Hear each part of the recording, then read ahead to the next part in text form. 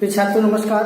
आज इस कालांश में हम लोग पाठ 10 हिंदी व्याकरण के विशेषण के बारे में ज्ञान प्राप्त करेंगे। तो विशेषण संज्ञा या सर्वनाम शब्दों की विशेषता को प्रकट करता है। तो आइए पाठ के माध्यम से जानें, जिसकी परिभाषा है कि संज्ञा या सर्वनाम शब्दों की विशेषता प्रकट करने वाले शब्दों को विशेषण कहते हैं। आइए विशेष इसमें क्या है कि विशेषण में एक विशेष होता है जिसकी परिभाषा है कि जिन संज्ञा या सर्वनाम शब्दों की विशेषता बताई जाती है उन्हें हम विशेष कहते हैं। जैसे काला घोड़ा, तो घोड़ा विशेषण क्या होगा? काला विशेषण होगा क्योंकि उसकी विशेषता बता रहा है। और विशेष क्या करता है? विशेष घोड़ा होगा। तो घोड़ा कैसा है? काला है। तो काला की विशेषता, घोड़ा की विशेषता कौन बता रहा है? विशेषण काला। तो हम ये जानेंगे घना पेड़, ठीक है। अब पेड़ विशेष के अंतर्गत है, जिसकी विशेषता बता रहा है वह घना है। घोड़ा क्या है? काला है। तो काला विशेषण हो गया और घोड़ा विशेष हो जाए, अर्थात हम कह सकते हैं कि जिसकी विशेषता बताई जाए वह विशेषण होगा, ठीक। आइए आगे बढ़ते। विशेषण के 4 भेद होते हैं। इसके विशेषण के कितने भेद होते हैं? 4 भेद होते हैं। पहला गुणवाचक विशेषण, संख्यावाचक विशेषण, परिमाणवाचक विशेषण और सार्वनामिक विशेषण। आगे बढ़ते हुए हम विशेषण के बारे में जानें कि गुणवाचक विशेषण क्या होता है, संख्यावाचक विशेषण के अंतर्गत क्या आता है, परिमाणवाचक विशेषण के अंतर्गत आता है क्या आता है, और सार्वनामिक विशेषण के अंतर्गत क्या आता है। तो आगे तो छात्रों, पहला था हमारा गुणवाचक विशेषण। गुणवाचक के अंतर्गत कह रहा है कि संज्ञा या सर्वनाम के गुण, दोष, रूप, रंग, काला और दशा आदि का बोध कराने वाले शब्दों को हम गुणवाचक विशेषण कहते हैं। जैसे अच्छा, लंबा, मोटा, ऊंचा, यह सारी चीजें हम अपने दैनिक जीवन की बोलचाल की भाषा में प्रयोग करते हैं। तो यह जो है गुणवाचक विशेषण के अंतर्गत आएगा और गुण के अंदर आएगा, अच्छाई के अंदर आता है, अंतर्गत आएगा। और दोष के अंतर्गत बुराई, बेईमानी, मूर्ख, अशिष्ट आदि ऐसे शब्द आते हैं। तो कहने का तात्पर्य है कि गुणवाचक विशेषण के अंतर्गत व्यक्ति के गुण, अच्छाई और बुराई के अंतर्गत आता है। आइए दूसरा था संख्यावाचक विशेषण। संख्यावाचक विशेषण के अंदर संज्ञा या सर्वनाम की संख्या का या क्रम का बोध कराने वाले शब्दों को संख्यावाचक विशेषण कहते हैं। जैसे 5, 10, पांचवा, कोई, कुछ, सब आदि। इसके अंतर्गत भी 2 आते हैं, वे निश्चित संख्यावाचक, निश्चित संख्यावाचक, और दूसरा है अनिश्चित संख्यावाचक। आइए आगे बढ़ते हुए जी बच्चों,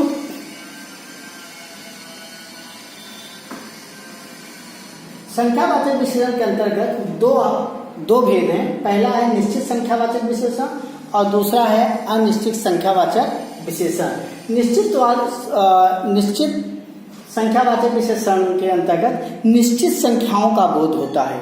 जैसे 3, 7, 10वां, 2, 5, 8, 10 आदि ऐसे हैं जिनमें हम संख्याओं की गणना कर सकते हैं। जैसे कि हमारे क्लास में 10 बच्चे पढ़ रहे हैं, क्या निश्चित संख्या के अंतर्गत आता है।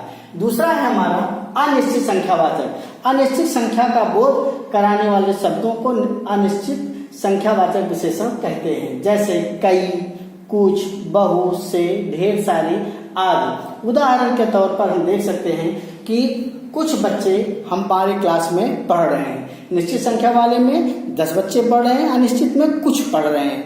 तो इनका जब हम अपने दैनिक जीवन की बोलचाल भाषा में हम प्रयोग करेंगे तो वह अनिश्चितवाचक विशेषण के अंतर्गत आएगा। और अगर हमने संख्याओं का ज्ञात कर लिया है 3, 7, 2, 10 आदि, वह क्या है? निश्चित संख्या के विशेषण के अंतर्गत आएगा। आइए बच्चों आगे बढ़ते हुए चलते हैं। तो बच्चों तीसरा हमारा था परिमाणवाचक। परिमाण का अर्थ होता है माप, तौल, जिसके अंतर्गत हम अपने दैनिक जीवन में कपड़े खरीदे जाते हैं तो कहते हैं 2 मीटर कपड़े दे दीजिए, घी लेने जाते हैं तो 1 किलो घी दे दीजिए, चीनी लेने जाते हैं तो 1 किलो चीनी दे दीजिए आदि का हम प्रयोग करते हैं। तो यह परिमाणवाचक के अंतर्गत आता है। तो आइए परिमाणवाचक की हम डिफिनेशन जाने, परिभाषा जाने। परिमाणवाचक विशेषण कह रहा है संज्ञा या सर्वनाम के परिमाण मतलब माप तौल का बोध कराने वाले शब्दों को परिमाणवाचक विशेषण कहते हैं। जैसे 5 मीटर कपड़ा लेने जाते हैं, 6 लीटर दूध ले लेते हैं, थोड़ा, कम, बहुत, अधिक आदि। ये इसके भी परिमाणवाचक विशेषण के भी 2 भेद होते हैं, जिसको हम का और खा में परिवर्तित किए हैं। तो का है निश्चित परिमाणवाचक विशेषण। इसके अंतर्गत हम निश्चित जो भी खरीदते हैं, माप तौल संबंधी जो भी कुछ खरीदते हैं, निश्चित उसका अंक निश्चित होता है। जैसे कह रहा है कि संज्ञा या सर्वनाम की निश्चित मात्रा का बोध कराने वाले शब्दों को निश्चित परिमाणवाचक विशेषण कहते हैं। जैसे 5 किलो, अब 5 किलो चीनी भी ले सकते हो, आटा भी कह सकते हो, ठीक है, 3 मीटर कपड़े भी कह सकते हो, आदि ऐसे सब करते हैं। तो यह निश्चित परिमाणवाचक के अंतर्गत आएगा। दूसरा हमारा ख है जो अनिश्चित परिमाणवाचक है। कह रहा है कि संज्ञा सर्वनाम की निश्चित मात्रा का बोध ना कराने वाले शब्दों को अनिश्चित परिमाणवाचक विशेषण कहते हैं।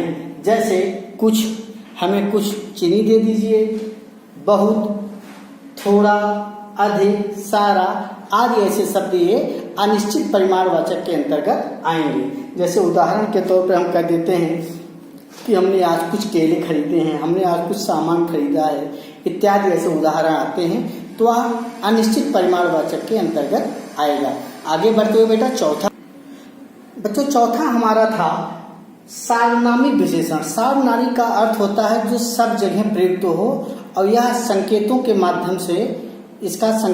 माध्यम से प्रयोग किया जाता है। जैसे कह रहा है कि जो सर्वनाम शब्द किसी संज्ञा से नाम के पहले आकर उसकी विशेषता प्रकट करते हैं, उन्हें सार्वनामिक विशेषण या संकेतवाचक विशेषण कहते हैं।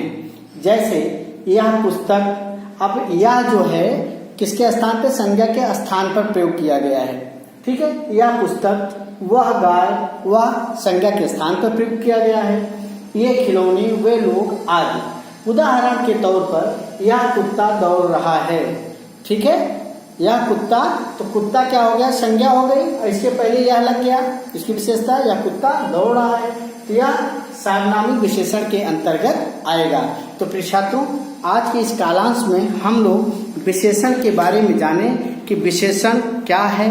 विशेषण संज्ञा या सर्वनाम की जो है विशेषता बताता है, और इसमें विशेषण और विशेष्य के बारे में आपने परिचय किया।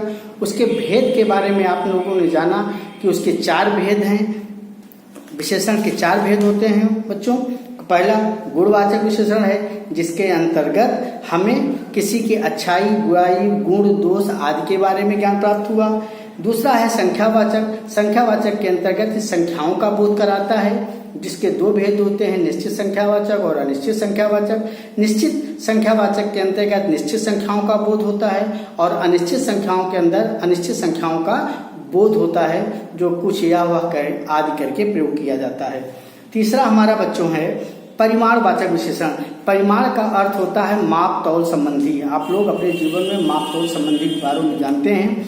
आपको कुछ भी लेना होगा, क्रय विक्रय करना होगा, तो वो माप तौल के अंतर्गत ही आएगा।